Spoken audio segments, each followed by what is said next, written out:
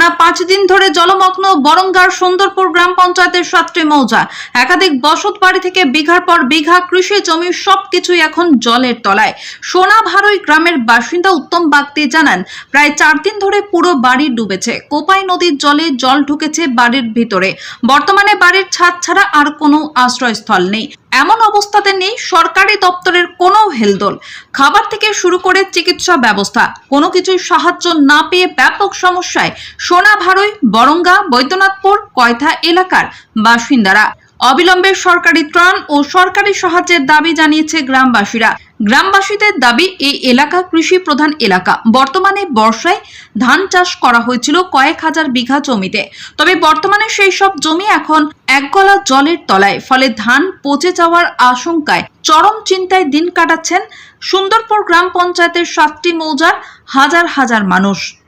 সমস্যা, বিশাল সমস্যা, যাওয়া আসা অসুবিধা, তারপর বাজার হাট করতে অসুবিধা।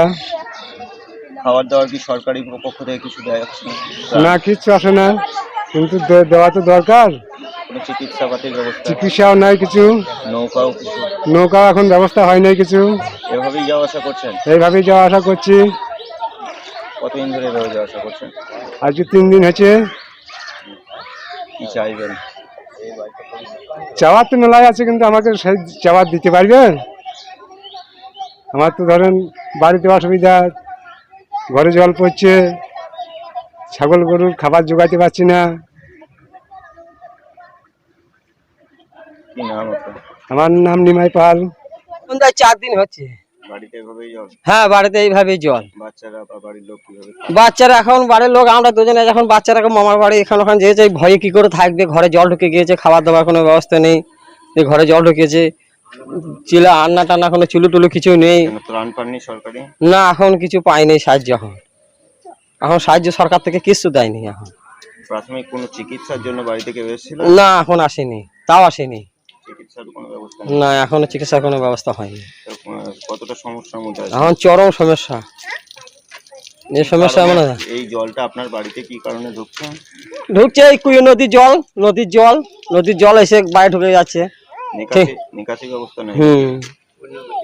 বন্যা চাপ, নদীর জল আসছে, এসে কুয়ো নদীর জল এসে ঢুকে গেছে।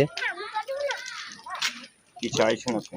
চাইছি এখন সরকার যদি আমাদের এখানে দেখে কিছু সাহায্য করে তাহলে আমাদের ভালো হয়, এখানে পাশে দাঁড়ায় কিন্তু ভালো হয়, সুবিধা হয়, আমাদের এখানে জীবনে বাঁচতে পারি। কি নাম আপনার? আমার নাম উত্তম বাগদি। এটাই আপনার বাড়ি? হ্যাঁ, এটাই আমার বাড়ি। পাচ্ছেন কেন?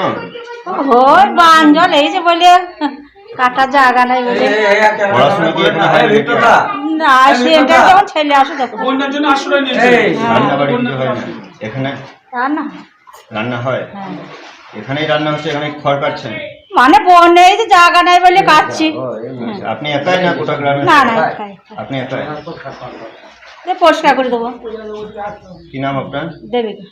এই গ্রামে বাড়ি? এই তো বাড়ি। প্রতিটা লোক খামারে খেটে কোনো রকমের চাষ টাস করে খায়।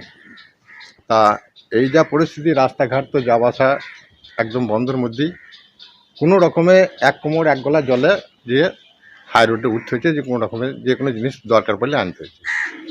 আমাদের একটাই অনুরোধ, যে কৃষকদের কিছু যদি ক্ষয়ক্ষতির পরিমাণে সরকার থেকে ব্যবস্থা করে দেয় তাহলে কিছুটা একটু উপকৃত হয়।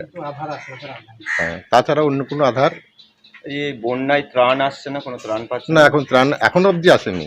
কোনো খাদ্য কিছুই না, খাদ্য এখন কিচ্ছু আসেনি। ত্রিপল বা পঞ্চায়েতের কোনো না, ব্যবস্থা বা পঞ্চায়েতের মেম্বার প্রত্যেকদিন প্রায় দিনই দেখা করে যাচ্ছে, বলছে আমি না পেলে কি করে দেবো, এই কথাই বলেছে।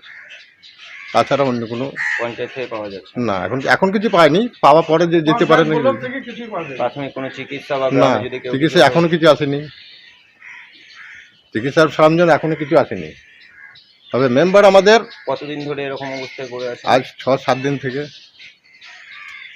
6 থেকে 7 দিন হলো। কি চাইছেন আপনারা? আমরাও দেখছি গরিব মানুষ যারা আছে তাদের একটু ওই ত্রাণের ব্যবস্থা করে দিতে বলছি, আর ওই কৃষকদের জন্য হয়তো ক্ষতিপূরণে কিছু যদি পাই সরকার থেকে, সেটাই আবেদন, প্রশাসনকে সেটাই জানানোর কথা বলছি। আমার নাম সুভাকর ঘোষ। হ্যাঁ, আমার এখানেই বাড়ি। আজ 2-3 দিন থেকে জলস্তর বেড়েছে। উপরে বৃষ্টি হওয়াতে কোপাই নদীর জল আমাদের এখানে নেমেছে। বর্তমানে আমাদের সুন্দরপুর জিপির 60টা মৌজার জমি সমস্ত জলের নিচে চলে এসছে। সমস্ত চাষ টাস হয়ে গিয়েছিল। এই মতো অবস্থায় চাষিরা ভীষণভাবে ক্ষতিগ্রস্ত এবং আমরা নজরদারি রাখছি এবং প্রশাসনকেও আমরা জানাচ্ছি, প্রশাসনও নজর রাখছে। যাই হোক, যাতে চাষিরা এখানে ক্ষতিপূরণ পায় তার ব্যবস্থা করার চেষ্টা করছি আমরা।